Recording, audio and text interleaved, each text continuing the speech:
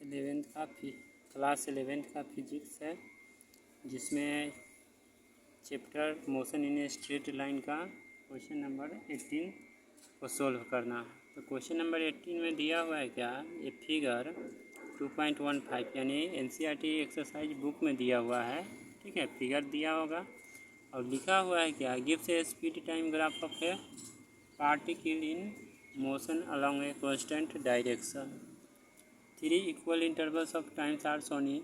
अब इसमें क्या है, 3 इक्वल्स है, यानी यह जो है स्पीड टाइम ग्राफ है। इसमें फिगर में देखिए स्पीड है, टाइम है, इस तरह से क्वेश्चन में फिगर में दिया हुआ है।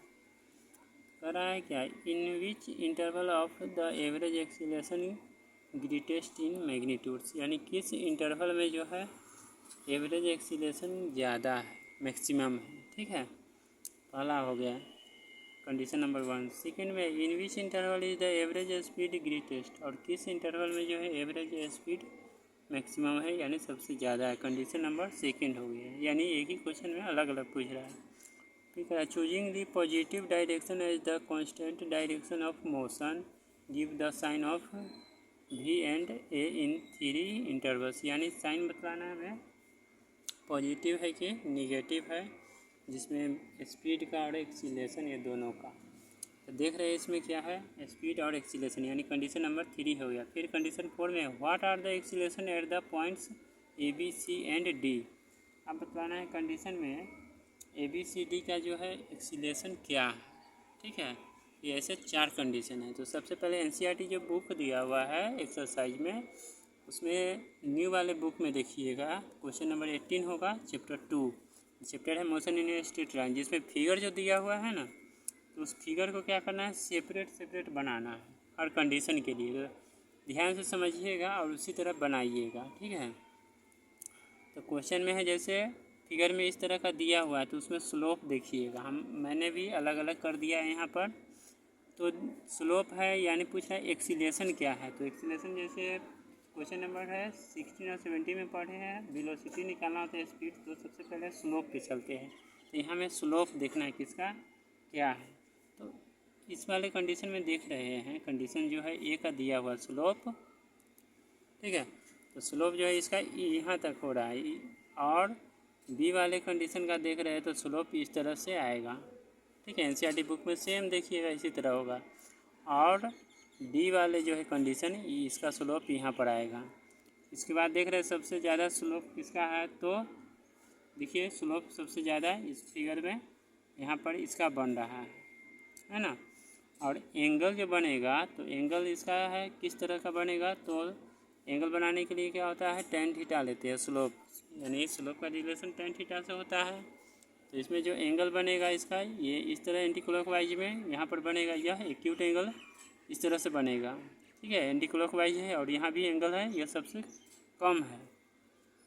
तो देख रहे कंडीशन में स्लोप सबसे ज़्यादा इसका है, एंगल जो है ऑब्ट्यूस बन रहा है, तो एक्सीलरेशन यानी मैक्सिमम किसका होगा, स्लोप पर ज़्यादा होगा तो एक्सीलरेशन भी ज़्यादा होगा। और acceleration instantaneous acceleration equal to जानते हैं A इक्वल टू dV/dt होते हैं।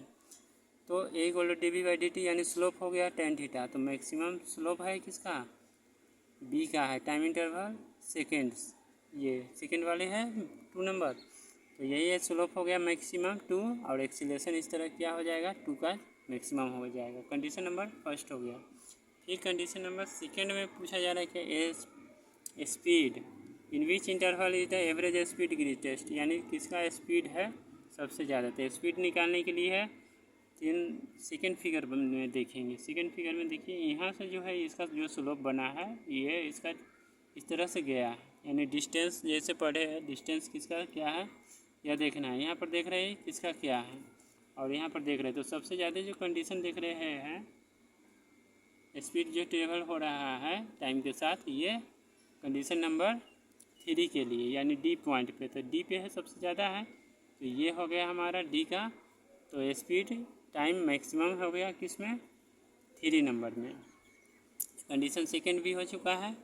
अब कंडीशन है थर्ड में क्या कर रहा है, choosing the positive direction as the constant direction of motion give the sign V and A।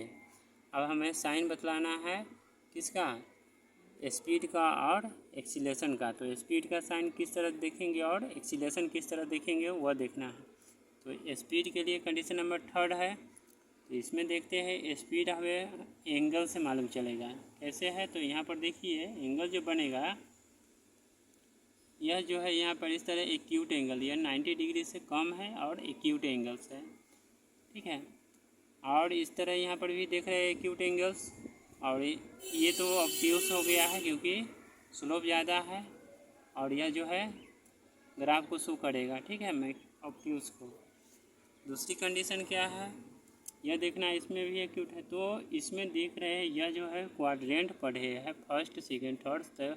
First में क्या होते हैं, ऑल पॉजिटिव होते हैं। तो इस कंडीशन में देखिए क्वाड्रेंट से जा रहे हैं वाई एक्सिस और एक्स एक्सिस में जो टाइम है और ये है, तो ये सब पॉजिटिव ही है। इधर पॉजिटिव है तो और कंडीशन हो जाएगा यानी पॉजिटिव हो जाएगा।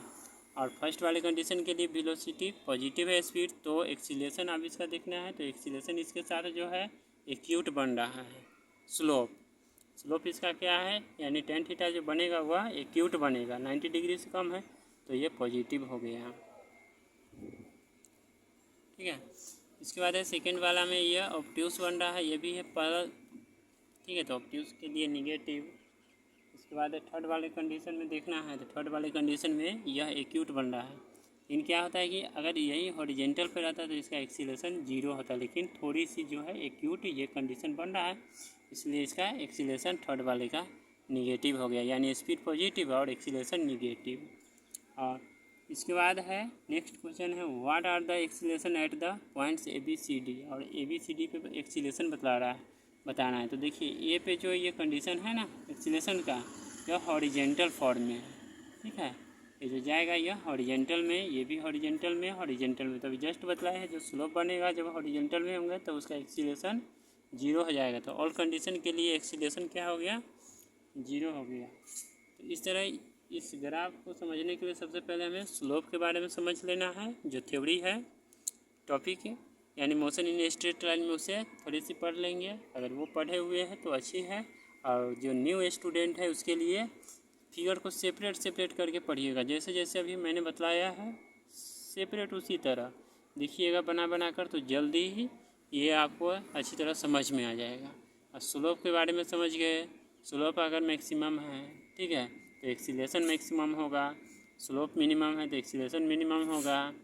एक्सीलेशन पॉजिटिव निगेटिव कब होगा, तो जब स्लोप यानी tan थीटा एक्यूट एंगल में होंगे तो एक्सीलेशन क्या होंगे, पॉजिटिव होंगे। और tan थीटा यानी स्लोप ऑब्ट्यूस में होंगे, 90 डिग्री से ज़्यादा होगा तो एक्सीलेशन निगेटिव होगा। ये आपका ट्रिक हो गया।